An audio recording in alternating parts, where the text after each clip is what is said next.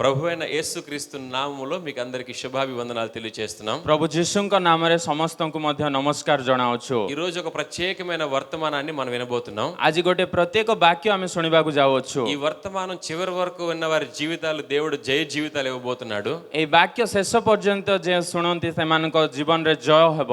ప్రతి ఒక్కరూ కూడా జయం కావాలని కోరుకుంటున్నారు. ସମସ୍ତ ଲୋକମାନେ ଜୟ ନିମନ୍ତେ ସେମାନେ ଅଛନ୍ତି। చాలా సార్లు అపజయాల గుండా ప్రయాణం చేస్తూ ఉంటారు. ଅନେକ ସମୟରେ ସେମାନେ ପରାଜୟ ହୁଅନ୍ତି। చంటి పిల్లలు మొదలుకొని వృద్ధాప్యం వరకు చనిపోయేంత వరకు కూడా ప్రతి ఒక్కరూ జయ జీవితం కావాలని ఆశపడతారు. ଛୋଟ ପିଲାରୁ ଆରମ୍ଭ କରି ବୃଦ୍ଧ ଲୋକମାନଙ୍କ ପର୍ଯ୍ୟନ୍ତ ସେମାନଙ୍କ ଜୀବନରେ ସେମାନଙ୍କୁ ଜୟ జయ ଦରକାର। జీవితం కావాలంటే ఏం చేయాలో ఈ రోజు నేను మీకు తెలియజేస్తాను. ଜୟ ଜୀବନ ଦରକାର ମାନେ କ'ଣ କରିବା ଅଛି ତାହା ମୁଁ ଆଜି ତୁମକୁ କହିବି। అందుకని మన దేవుని యొక్క వాక్యాన్ని మనం ధ్యానం చేద్దాం. ସେଥିପାଇଁ ପ୍ରଭୁଙ୍କର ବାକ୍ୟକୁ ଆମେ ଧ୍ୟାନ କରିବା। నిర్గమాకాండం 17వ అధ్యాయము 15వ వచనాన్ని మనం చదువుకుందాం. ଯାତ୍ରା ପୁସ୍ତକ ସାର 17 ଅଧ୍ୟାୟ ଆମେ ପଢିବା। ଯାତ୍ରା ପୁସ୍ତକ 17 ଅଧ୍ୟାୟ 15 ଲେଖାଯାଇଅଛି, ତହିଁରେ ମୂଷା ଗୋଟିଏ ବେଦୀ ନିର୍ମାଣ କରି ତହିଁର ନାମ ଯେହୋବା ନିସି ସଦାପ୍ରଭୁ ମୋର ଧ୍ୱଜା ରଖିଲେ। ఇక్కడ మనకు ఒక ప్రత్యేకమైన మాట కనబడుతుంది. ଏଠାରେ ଗୋଟେ ପ୍ରତ୍ୟେକ ବାକ୍ୟ ଆମେ ଦେଖିବାକୁ ଯାଉଛୁ। యెహోవా నిస్సి. ଜିହୋବା ନିସି। యెహోవా నిస్సి అంటే ଜିହୋବା ନିସି ମାନେ God is my banner. God is my banner. God is my banner అంటే అర్థం ఏంటంటే ଗଡ୍ ଇଜ୍ ମାଇ ବ୍ୟାନର ର ଅର୍ଥ କ'ଣ ମାନେ దేవుడు మా ధ్వజము. ସଦାପ୍ରଭୁ ମୋର ଧ୍ୱଜା। తెలుగులో ధ్వజము, ఒరియాలో కూడా ధ్వజం అని ఉండొచ్చు. ତେଲୁଗୁରେ ଧ୍ୱଜା, ଓଡ଼ିଆରେ ମଧ୍ୟ ଧ୍ୱଜା ଲେଖାଯାଇଅଛି। అసలు ఇక్కడ ఎందుకు ఈ మాట చెప్పాడో మీకు చెప్తాను, జాగ్రత్తగా వినండి. ଏଠାରେ କାହିଁକି ଏ କଥା ଲେଖାଯାଇଛି ମୁଁ କହିବି, ଜାଗ୍ରତରେ ଶୁଣନ୍ତୁ। ఇశ్రాయేలీల ప్రజలు ఐగుప్తు దేశంలో ఉన్నప్పుడు ଇସ୍ରାଏଲ ଲୋକମାନେ ମିଶର ଦେଶରେ ରହିବା ସମୟରେ వారు అక్కడ ఎట్టి పనులు చేయలేక బాధపడుతున్నప్పుడు ସେଠାରେ କୌଣସି କାର୍ଯ୍ୟ ନ କରିପାରି ఆ సమయంలో వాళ్ళు దేవుడికి మొర్రపెట్టారు.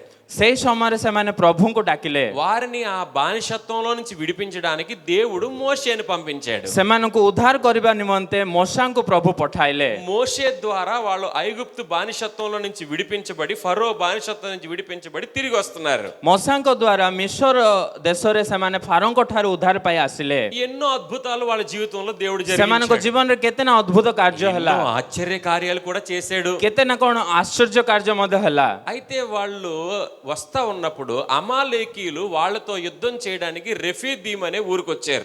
ସେମାନେ ଆସିବା ସମୟରେ ଅମାଲେକ ମାନେ ରଫିଦିମ୍ ସ୍ଥାନକୁ ଆସିଲେ। యుద్ధానికి వచ్చినప్పుడు ଯୁଦ୍ଧକୁ ଆସିବା ପୂର୍ବରୁ మోషే యెహోషువని పిలిపించాడు. ମୋଶା ଜିହୋସିଓକୁ ଡାକିଲେ। యెహోషువ ଜିହୋସିଓ వాళ్ళు యుద్ధానికి వచ్చారు కదా, ସେମାନେ ଯୁଦ୍ଧକୁ ଆସିଲେ ନା। దేవుడు నాకు ఇచ్చిన కర్ర పట్టుకుని నేను కొండ మీదకి వెళ్తాను, ପ୍ରଭୁ ମତେ ଦେଇଥିବା ଜଷ୍ଟି ଘେନି ମୁଁ ପର୍ବତ ଶିଖରକୁ ଯିବି, నేను అక్కడ ప్రార్థన చేస్తాను, ସେଠାରେ ମୁଁ ପ୍ରାର୍ଥନା କରିବି। నువ్వు మనలో కొంతమంది మనుషుల్ని ఏర్పాటు చేసుకుని వాళ్ళ మీదకి యుద్ధానికి వెళ్ళు, ତୁମେ ଆମମାନଙ୍କ ମଧ୍ୟରେ କୌଣସି ଲୋକମାନଙ୍କୁ ଗେଦର କରି ସେ ପର୍ବତ ଶିଖରକୁ ଯାଅ। అయితే నేను ఊరు అహరోనులను నాకు కూడా తీసుకెళ్తాను, ମୁଁ ହାରଣ ହୁରକୁ ମଧ୍ୟ ନେବି, నువ్వు వారితో యుద్ధం చెయ్యని చెప్పాడు. ତୁମେ ତାଙ୍କ ସହିତ ଯୁଦ୍ଧ କର ବୋଲି କହିଲେ। యెహోషువ ఆ మాటకు లోబడి ଜିହୋସିଓ ତାଙ୍କ କଥାକୁ ଅବନତ ହୋଇ అమాలేకీయుల మీద యుద్ధానికి వెళ్ళడానికి కొంతమంది మనుషుల్ని ఏర్పాటు చేసుకుని ଅମାଲେକଙ୍କ ସହିତ ଯୁଦ୍ଧ କରିବା ପାଇଁ କୌଣସି ଲୋକମାନଙ୍କୁ ଗେଦର କରି యుద్ధం చేస్తా ఉన్నాడు. ଯୁଦ୍ଧ କରୁଅଛି। అక్కడ ఏం జరుగుతుందంటే ସେଠାରେ କ'ଣ ହଉଛି ମାନେ మోషే చేతులు పైకెత్తినప్పుడేమో ମୋଶା ଯେତେବେଳେ କି ହସ୍ତ ଉପରକୁ କରୁଅଛନ୍ତି ఇశ్రాయేలీయులకి జయం వస్తుంది. ଇସ୍ରାଏଲ ଲୋକମାନଙ୍କୁ ଜୟ ହେଉଅଛି। మోషే చేతులు బరువు అయిపోయి కిందకి దింపినప్పుడేమో ମୋଶାଙ୍କର ହସ୍ତ ଭାରି ହେଇ ଯେତେବେଳେ ତଳକୁ କରନ୍ତି ఇశ్రాయేలీయులు ఓడిపోతున్నారు. ଇସ୍ରାଏଲ ଲୋକମାନେ ହାରି ఆ ଯାଉଛନ୍ତି। విషయాన్ని ସେଇ ବିଷୟ ఊరు అహరోనులు గమనించారు. ହାରଣ ହୁର ଦେଖିଲେ। వాళ్ళు గమనించి ତାଙ୍କୁ ଦେଖି వాళ్ళకి ఒక ప్లాన్ వచ్చింది. ତାଙ୍କୁ ଗୋଟେ ପ୍ଲାନ୍ ଆସିଲା। ఒక రాయి తీసుకొచ్చారు, ଗୋଟେ ପ୍ରସ୍ତର ଆଣିଲେ, ఆ రాయి అక్కడికి వేసారు, ସେ ପ୍ରସ୍ତର ସେଠାରେ ରଖିଲେ, దాని మీద మోషేని కూర్చోబెట్టారు, ମୋଶାଙ୍କୁ ସେଠାରେ ବସାଇଲେ, ఆయన చేతులు పైకెత్తారు, ମୋଶାଙ୍କ ହସ୍ତ ଉପରକୁ କରାଇଲେ। ఆ పక్కన ఒకళ్ళు ఈ పక్కన ఒకళ్ళు రెండు పక్కల చేతులు పైకెత్తి పట్టుకున్నారు. ଏ ପାଖ ଜଣେ ସେ ପାଖ ଜଣେ ସେମାନଙ୍କ ହସ୍ତ ଉପରକୁ କରିକି ଧରିଲେ। అలా సాయంత్రం వరకు పట్టుకున్నారు. ସୂର୍ଯ୍ୟ ଅସ୍ତ ପର୍ଯ୍ୟନ୍ତ ସେହିପରି ଧରିଲେ। అలా పట్టుకోగానే ସେହିପରି ଧରିବା ଦ୍ୱାରା ఇశ్రాయేలీల ప్రజలకి జయం వచ్చింది. ଇସ୍ରାଏଲ ଲୋକମାନଙ୍କୁ ଜୟ ଆସିଲା। అప్పుడు మోషే ସେତେବେଳେ ମୋଶା అక్కడ ఒక బలిపీఠం కట్టి ସେଠାରେ ଗୋଟେ ଯଜ୍ଞ ନିର୍ମାଣ କରି అక్కడ ప్రార్థన చేసి చేసి ସେଠି ପ୍ରାର୍ଥନା କରି ఇది యెహోవా నిస్సి, దేవుడే మనకి జయం ఇచ్చాడని చెప్పాడు. ଏହା ଜିହୋବା ନିସି ପ୍ରଭୁ ହିଁ ଆମକୁ ଜୟ ଦେଲେ ବୋଲି କହିଲେ। ఇప్పుడు ఇశ్రాయేలీల ప్రజలకు ଏବେ ଇସ୍ରାଏଲ ଲୋକମାନଙ୍କୁ అమాలేకీల పైన జయం కలగడానికి ଅମାଲେକ ମଧ୍ୟରେ ଜୟ ଆସିବା ନିମନ୍ତେ నలుగురు మనుషులు మనకు కనబడుతున్నారు. 4 ଜଣ ବ୍ୟକ୍ତି ଏଠାରେ ଦେଖୁଛୁ। ఆ నలుగురు మనుషులు ସେ 4 ଜଣ ବ୍ୟକ୍తి 4 విషయాలు వాళ్ళు చేశారు. 4 କାର୍ଯ୍ୟ କଲେ ସେମାନେ। మనం ఆ 4 విషయాలే ఈ రోజు నేర్చుకుంటాం. ସେଇ 4 ବିଷୟ ଆଜି ଆମେ ଶିଖିବା। అక్కడ మోషేలో మనం ఏమి నేర్చుకోవాలి, ମୋସାଙ୍କ ଦ୍ୱାରା କ'ଣ ଶିଖିବା, యెహోషువలో ఏమి నేర్చుకోవాలి, ଜିହୋସିଆଙ୍କ ଠାରୁ କ'ଣ ଶିଖିବା, ఊరు అహరోనులో ఏమి నేర్చుకోవాలి, ହାରଣ ହୁର ଠାରୁ କ'ଣ ଶିଖିବା, అక్కడ యుద్ధానికి వెళ్ళిన ప్రజల జీవితంలో నుంచి మనం ఏమి నేర్చుకోవాలి, ଯୁଦ୍ଧକୁ ଯାଇଥିବା ଲୋକମାନଙ୍କ ଜୀବନରୁ କ'ଣ ଶିଖିବା। ఈ 4 విషయాలు మనకు తెలిస్తే ଏଇ 4 ବିଷୟ ଆମେ ଜାଣିଲେ ఆ రోజు ఇశ్రాయేలీల ప్రజలకే కాదు, ఈ రోజు వాక్యం వింటున్న ప్రజలకు కూడా దేవుడు జయ జీవితం ఇవ్వబోతున్నాడు. ସେ ଇସ୍ରାଏଲ ଲୋକମାନଙ୍କୁ ହିଁ ନୁହନ୍ତି, ବାକ୍ୟ ଶୁଣୁଥିବା ଆମ୍ଭମାନଙ୍କୁ ମଧ୍ୟ ଲୋକମାନଙ୍କୁ ମଧ୍ୟ ପ୍ରଭୁ ଜୟ ଦେବେ। అయితే మొట్టమొదటిగా మనకి మోషే కనబడుతున్నాడు. ପ୍ରଥମ ଭାବରେ ଆମକୁ ମୋସା ଦେଖାଯାଉଛନ୍ତି। మోషేలో ఏం నేర్చుకోవాలి మనం? ମୋସାଙ୍କ ଠାରୁ ଆମେ କ'ଣ ଶିଖିବା, అతనికి దేవునితో గడిపే అనుభవం ఉంది. ପ୍ରଭୁଙ୍କ ସହିତ ରହିବା ଅନୁଭବ ତାଙ୍କୁ ఫస్ట్ ଅଛି। పాయింట్ ఏంటంటే దేవునితో గడిపే అనుభవము. ପ୍ରଭୁଙ୍କ ସହିତ ରହିବା ଅନୁଭବ। ఎందుకంటారేమో, କାହିଁକି ବୋଲିବେ ନା କାହିଁକି, మోషే జీవితంలో రకరకాల సమస్యలు తనకు ఎదురైనప్పుడు ମୋସାଙ୍କ ଜୀବନରେ ଅନେକ ସମସ୍ୟା ଆସିଲା ବେଳେ అతను ఎప్పుడు కూడా దేవునితో గడుపుతా ఉండేవాడు. ସେ ସମସ୍ତ ସମୟରେ ପ୍ରଭୁଙ୍କ ସହିତ ବିତାଉଥିଲେ। దేవుడు తనకిచ్చిన ఆలోచన మాత్రమే చేస్తా ఉండేవాడు. ପ୍ରଭୁ ତାଙ୍କୁ ଦେଇଥିବା ଆଲୋଚନା କରୁଥିଲେ। అసలు ఇశ్రాయేలీల ప్రజలకు ఇది మొట్టమొదటి యుద్ధం. ఎప్పుడు యుద్ధం జరగలేదు వాళ్ళకి. ଇସ୍ରାଏଲ ଲୋକମାନଙ୍କୁ ଏହା ହେଉଛି ପ୍ରଥମ ଯୁଦ୍ଧ। ఫరో మీద ఎన్నో అద్భుతాలు చేసి దేవుడు వాళ్ళని బయటకు తీసుకొచ్చాడు. ଫରୋଙ୍କ ଠାରେ ଅନେକ ଅଦ୍ଭୁତ କରି ପ୍ରଭୁ ତାଙ୍କୁ ବାହାରକୁ ଆଣିଲେ। ఎర్ర సముద్రం అడ్డొస్తే 2 పాయలు చేసాడు. ఎర్ర సముద్రం 2 పాయలు అయిపోయింది. ସମୁଦ୍ର ଯେତେବେଳେ କି ଆସିଲା ସେ ସମୁଦ୍ରକୁ ମଧ୍ୟ ଦ୍ୱିବିଭକ୍ତ କଲେ। యుద్ధం అనేది ఫస్ట్ టైం వాళ్ళకి. ଯୁଦ୍ଧ ସେମାନଙ୍କୁ ପ୍ରଥମ ଥର। కొత్త సమస్య అది. ତାହା ନୂତନ ସମସ୍ୟା। కొత్త సమస్యకు పరిష్కారం కొరకు అతడు దేవుడి దగ్గరికి వచ్చాడు. ନୂତନ ସମସ୍ୟାର ପରିଷ୍କାର ନିମନ୍ତେ ପ୍ରଭୁଙ୍କ ପାଖକୁ ସେ నీకు కూడా ଆସିଲେ। చాలా కొత్త కొత్త సమస్యలు ఎదురవుతా ఉంటాయి చాలా సార్లు. ତମମାନଙ୍କୁ ମଧ୍ୟ ନୂତନ ନୂତନ ସମସ୍ୟା ଆସେ। నాకు ఈ కష్టం ఎప్పుడు తెలియదండి, ଏ କଷ୍ଟ ମୁଁ କେବେ ଜାଣି ନାହିଁ, నాకు ఈ అనారోగ్యం ఎప్పుడు తెలియదండి, ମତେ ଏ ରୋଗ କେବେ ଜାଣି ନାହିଁ, మోసపోవడం నాకు ఎప్పుడు తెలియదండి, ଏହିପରି ଭାବରେ ମୁଁ କେବେ ହୋଇ ନାହିଁ, నాకు ఇలాంటి కష్టం నాకు ఎప్పుడు తెలియదండి, ମତେ ଏହିପରି କଷ୍ଟ କେବେ ଜାଣି ନାହିଁ, ఇదే ఫస్ట్ టైం నాకు వచ్చిందండి. ମତେ ଏଇଟା ଫାର୍ଷ୍ଟ ଟାଇମ୍ ଆସିଲା ବୋଲି నీది ଭାବ। అలాంటి సమస్య ఒకవేళ ତମର ସେହିପରି ସମସ୍ୟା କି నీవు దేవునితో గడిపే అనుభవం నీకు ఉండాలి. ତୁମକୁ ପ୍ରଭୁଙ୍କ ସହିତ ରହିବା ଅନୁଭବ దేవునితో ଦରକାର। గడిపినప్పుడు దేవుడు కొన్ని ఆలోచనలు చెప్తాడు. ପ୍ରଭୁଙ୍କ ସହିତ ରହିଲେ ପ୍ରଭୁ କଣତ୍ରି ଆଲୋଚନା ଦିଅନ୍ତି। ప్రార్థనలో ఉన్నప్పుడు దేవుడి ఆలోచన వస్తది. ఆ ఆలోచన చాలా పర్ఫెక్ట్ గా ఉంటది. ପ୍ରାର୍ଥନାରେ ରହି ସମୟରେ ଆଲୋଚନା ଆସେ, ତାହା ପରଫେକ୍ଟ ଆଲୋଚନା। అంతకు ముందు ఎర్ర సముద్రం కర్రించి కొట్టమన్నాడు కదా అని అమాలేకీయుల్ని కర్రించి కొట్టలేదు మోషే. ସେଇ ସମୟରେ ସମୁଦ୍ରକୁ ଜଷ୍ଟି ଘେନି ମାର ବୋଲି ସେହିପରି ମାରିଲେ ନାହିଁ। లేకపోతే వాళ్ళ ప్రథమ సంతానాన్ని చంపేయమని ఐగుప్తుకి చెప్పినట్టు ఇక్కడ చెప్పలేదు. ସେହିପରି ପ୍ରଥମ ସନ୍ତାନକୁ ମରାଇ ଦେବ ବୋଲି ମିଶ୍ର କହିଲା ପରି କହିଲେ ନାହିଁ। కొత్త సమస్యకు కొత్త పరిష్కారం కోసం మోషే దేవునితో గడపడానికి వచ్చాడు. ଏହି ନୂତନ ସମସ୍ୟାକୁ ନୂତନ ପରିଷ୍କାର ନିମନ୍ତେ ମୋସା ପ୍ରଭୁଙ୍କ ନିକଟକୁ మన ଆସିଲେ। జీవితంలో జయ జీవితం కావాలంటే మొట్టమొదటిగా మోషే దగ్గర నుంచి మనం నేర్చుకోవాల్సింది దేవునితో గడిపే అనుభవం ఉండాలి. ଆମମାନଙ୍କ ଜୀବନରେ ମଧ୍ୟ ଜୟ ଜୀବନ ଦରକାର, ମାନେ ମୋସାଙ୍କ ଠାରେ ଆମେ ଶିଖିବା ଦରକାର। ఒక విషయాన్ని చెప్తాను, ఎప్పటికీ మర్చిపోకండి. ଗୋଟିଏ ବିଷୟ କହିବି, କେବେ ବି ଭୁଲନ୍ତୁ ନାହିଁ। దేవునితో గడిపేవాడు ఎప్పుడు ధైర్యంగా ఉంటాడు. ପ୍ରଭୁଙ୍କ ସହିତ ବିତେଇବା ଲୋକ ସମସ୍ତ ସମୟରେ ଧୈର୍ଯ୍ୟରେ ଥାଏ। వాడి నిర్ణయాలన్నీ పర్ఫెక్ట్ గా ఉంటాయి. ତାଙ୍କର ନିର୍ଣ୍ଣୟ ସବୁ ପରଫେକ୍ଟ। అయితే మోషే దేవునితో గడిపాడు. ମୋସା ପ୍ରଭୁଙ୍କ ସହିତ ବିତାଇଲେ। రెండవది యెహోషువను గురించి మనం ధ్యానం చేస్తున్నాము. ଦ୍ୱିତୀୟ ଭାବରେ ଆମେ ଜିହୋସିଆଙ୍କ ନିମନ୍ତେ ପଢିବା। యెహోషువలో మనం నేర్చుకోవాల్సింది ఏంటంటే, ଜିହୋସିଆଙ୍କ ଠାରୁ ଆମେ କ'ଣ ଶିଖିବା, ମାନେ లోబడే మనస్తత్వం కలిగిన వాడు. ତାଙ୍କୁ ବାଧ୍ୟତା ମନ ଅଛି। మోషే అతన్ని పిలిచాడు, ମୋସା ତାଙ୍କୁ ଡାକିଲେ, యెహోషువ యెహోషువ, ଜିହୋସିଆ నేను కర్ర పట్టుకుని కొండ మీదకి వెళ్ళిపోతాను, ମୁଁ ଜଷ୍ଟି ଘେନି ପର୍ବତ ଶିଖରକୁ ଯିବି, నువ్వు వెళ్ళి ప్రజలను పోగు చేసుకుని అమాలేకులతో యుద్ధం చేయన్నాడు. ତୁମେ ଯାଇ ଲୋକମାନଙ୍କୁ ନିର୍ଣ୍ଣୟ କରି ତୁମେ ଅମାଲେକ ସହିତ ଯୁଦ୍ଧ କର। మనకి నిర్గమాకాండంలో ఫస్ట్ టైం కనబడుతున్నాడు యెహోషువ, అంతకుముందు ఎప్పుడు కనబడలేదు. ଯାତ୍ରା ପୁସ୍ତକରେ ପ୍ରଥମ ଥର ଝିଅସିଅ ଦେଖିବାକୁ ପାରୁଛୁ। ఫస్ట్ టైం మనకి లేఖన భాగంలో కనబడుతున్నాడు గాని ପ୍ରଥମ ଥର ଆମେ ଏହି ବାକ୍ୟରେ ଦେଖୁଅଛୁ, କିନ୍ତୁ మోషేకు ముందు నుంచి అతను తెలుసు ମୋଶାଙ୍କୁ ଆଗରୁ ତାଙ୍କେ ଜାଣିଛନ୍ତି ఏ పని చెప్పినా అతను చేస్తాడు. ଯେଉଁ କାର୍ଯ୍ୟ କଲେ ମଧ୍ୟ ସେ କରନ୍ତି। లోబడే మనస్తత్వం కలిగిన వాడు. ତାଙ୍କୁ ବାଧ୍ୟତା ଜୀବନ ଅଟେ, అందుకు కాబట్టే మోషే అతన్ని పిలిచాడు. ସେଥିପାଇଁ ମୋଶା ତାଙ୍କୁ ଡାକିଲେ। అతనికి లోబడే మనసు ఉంది. ତାଙ୍କୁ ବାଧ୍ୟତା କରିବା ଜୀବନ ଅଛି। మనమైతే ఏమంటాము?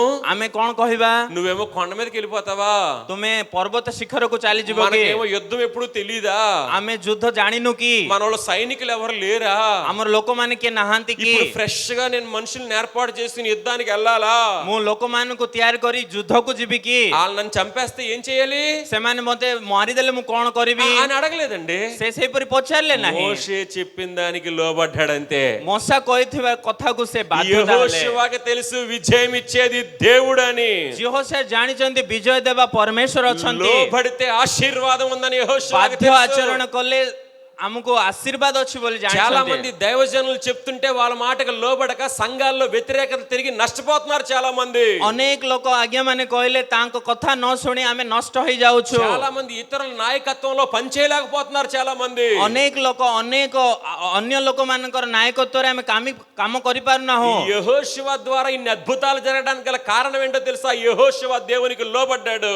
యెహోషువଙ୍କ ଦ୍ୱାରା ଅଦ୍ଭୁତ କାର୍ଯ୍ୟ ହେବା କାରଣ ହଉଛି ଯెహୋషువ ପ୍ରଭୁଙ୍କୁ ନମ୍ର తన ହେଲା। నాయకుడైన మోషేకు లోబడ్డాడు. ତାଙ୍କର ନାୟକ ଯେ ମୋଶାଙ୍କୁ ମଧ୍ୟ ସେ ନମ୍ର କଲା। నీకు జయ జీవితం కావాలంటే ତମକୁ ଜୟ ଜୀବନ ଦରକାର, ମାନେ రెండవది నువ్వు లోబడే మనసు ఉండాలి నీకు. ତମକୁ ବାଧ୍ୟତା ଆଚରଣ କରିବା ମନ ଦରକାର। మొట్టమొదటి మోషే దగ్గర నుంచి ఏమి నేర్చుకున్నాం? దేవునితో గడిపే అనుభవం ఉండాలి. ପ୍ରଥମ ଭାବରେ ମୋଶାଙ୍କ ଠାରେ ଆମେ ପ୍ରଭୁଙ୍କ ସହିତ ରହିବା ଅନୁଭବ ଶିଖିଲୁ। రెండవది నీకు లోబడే మనసు ఉండాలి. ତୁମକୁ ବାଧ୍ୟତା ଆଚରଣ କରିବା ମନ ఇక ଦରକାର। మూడవది మనం గమనించినట్లయితే ତୃତୀୟ ଭାବରେ ଆମେ ଦେଖିଲେ ఊరు అహరోనుల్ని మనం గమనిస్తున్నాం. ହାରଣ ହୁରକୁ ଆମେ ଦେଖୁଛୁ। వాళ్ళ దగ్గర నుంచి ఏమి నేర్చుకోవాలి మనం? ତାଙ୍କ ଠାରୁ ଆମେ କଣ ଶିଖିବା?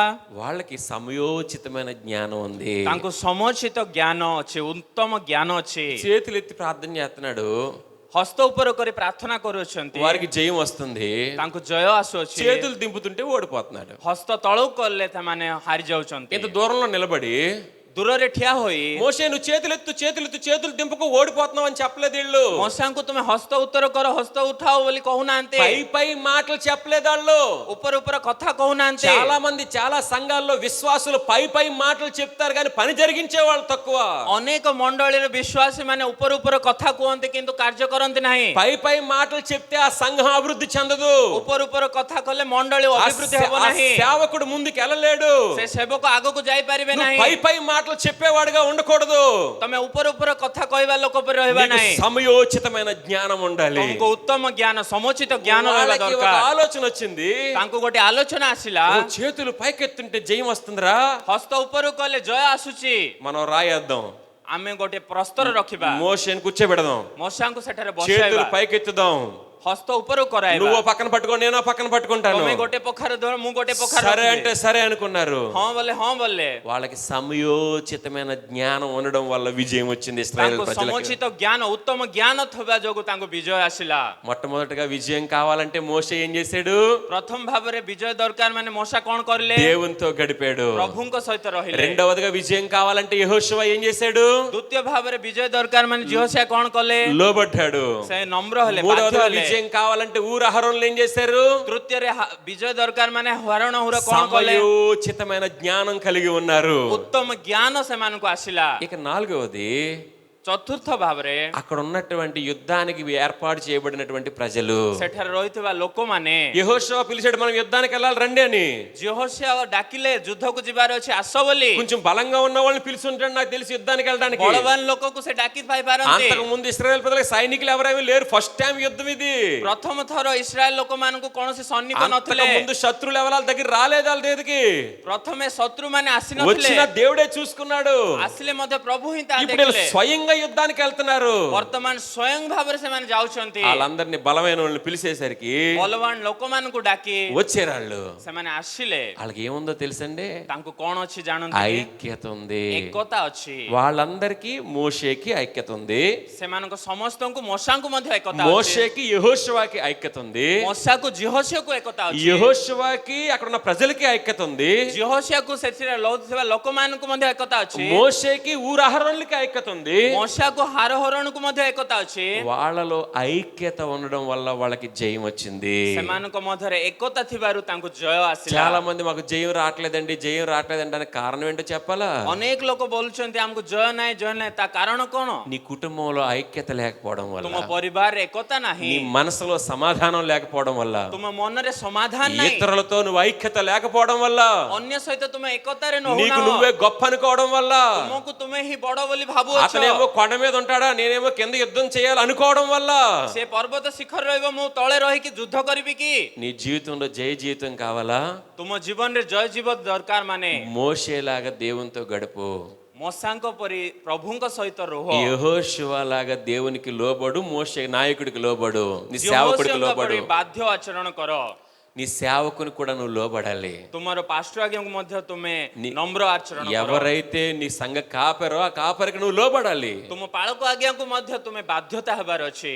ఊరు అహరోనులాగా సమయోచితమైన జ్ఞానం ఉండాలి. ହାରଣ ହୁର ପରି ସମୋଚିତ ଉତ୍ତମ ଜ୍ଞାନ అక్కడ ଦରକାର। ఉన్న ప్రజల్లాగా ఐక్యత ఉండాలి. ସେଠିରେ ରହିଥିବା ଲୋକମାନଙ୍କ ପରି ఆ ଏକତା నలుగురికి ଦରକାର। ఆ 4 లక్షణాలు ఉన్నాయి కాబట్టి యెహోవా నిస్సి అని పేరు పెట్టారు అక్కడ. ସେ 4 ଜଣଙ୍କୁ 4 ଲକ୍ଷଣ ଥିବାରୁ ଜିହୋବା ନିଶ୍ଚି ବୋଲି నీ କହିଲେ। జీవితంలో యెహోవా నిస్సి కార్యం చేయాలంటే, ତୁମ ଜୀବନରେ ଜିହୋବା ନିଶ୍ଚି କାର୍ଯ୍ୟ నీ କରିବାର ଅଛି। ମାନେ కుటుంబంలో యెహోవా నిస్సి జరగాలంటే, ତୁମ ଜୀବନରେ ଜିହୋବା ନିଶ୍ଚି ଦରକାର। ମାନେ నువ్వు జయ పతాకం ఎగరేయాలంటే, ତୁମେ ଜୟ ଧ୍ୱଜା ଉଡେଇବାର ଅଛି। ମାନେ నువ్వు అనేక మందికి విజయానికి కారణంగా నువ్వు ఉండాలి అంటే, ତୁମେ ଅନେକ ଲୋକମାନଙ୍କୁ ବିଜୟର କାରଣ ହେବାର నువ్వు ଅଛି। ମାନେ చదువుల్లో విజయం కావాలంటే, ତୁମ ଜୀବନରେ ବିଜୟ ଦରକାର। నీకు ମାନେ అనారోగ్యంపై జయం కావాలంటే, ତୁମ ରୋଗରୁ ଜୟ ଦରକାର। ମାନେ అపవాది క్రియలపై నీకు జయం కావాలంటే, ଅପବାଦୀ କାର୍ଯ୍ୟରୁ ଜୟ ଦରକାର। ମାନେ శత్రు కార్యాలపై నీకు జయం కావాలంటే, ଶତ୍ରୁ କାର୍ଯ୍ୟରୁ ଜୟ ଦରକାର। ମାନେ నువ్వు చేయవలసింది దేవునితో గడపాలి. ତୁମେ କରିବା ପ୍ରଭୁଙ୍କ ସହିତ ରହିବାର నువ్వు ଅଛି। దేవుని దగ్గర మోకాళ్ళు వేస్తే అపవాది గడి గడగడగడ వణికిపోతాడు. ତୁମେ ପ୍ରଭୁଙ୍କ ସହିତ ଆଣ୍ଠୁ ଭାଙ୍ଗିଲେ ଅପବାଦୀ ସେ ଡରିଯିବ, వాడు వణికిపోతాడు, వాడు ସେ ଡରିଯିବ, కంగారైపోతాడు నేను చూసి. ତମକୁ ଦେଖି ଆଚମ୍ବିତ ହୋଇଯିବ। నీవు దేవునికి లోబడాలి. ତୁମେ ପ୍ରଭୁଙ୍କୁ ବାଧ୍ୟ నీకు ହେବାର ଅଛି। సమయోచితమైన జ్ఞానం ఉండాలి. ତୁମକୁ ଉତ୍ତମ ସମୁଚିତ ଜ୍ଞାନ ଦରକାର। నీకు ఐక్యత కలిగి ఉండాలి. ତୁମେ ଏକତା ଭାବରେ ରହିବାର ఈ ଅଛି। 4 లక్షణాలను మనం కలిగి ଏଇ 4 ଲକ୍ଷଣ ତୁମ ଠାରେ ରହି జయ జీవితాన్ని పొందుకొని, ଜୟ ଜୀବନ ପାଇ, విజయాన్ని పొందుకొని, ବିଜୟ ପାଇ, ఈ 4 లక్షణాలు చేసి చూడండి. విజయం ఇచ్చిన తర్వాత మీరే సాక్ష్యం ఇస్తారు. ଏ 4 ଲକ୍ଷଣ କରି ଦେଖ, ବିଜୟ ହେଲା ପରେ ତୁମେ ହିଁ ସାକ୍ଷ୍ୟ ଦେବ। అలాంటి కృప దేవుడు మనందరికీ దయచేయునుగాక. ସେହିପରି ଦୟା ଆମ ସମସ୍ତଙ୍କୁ ପ୍ରଭୁ ଆଶୀର୍ବାଦ କରନ୍ତୁ।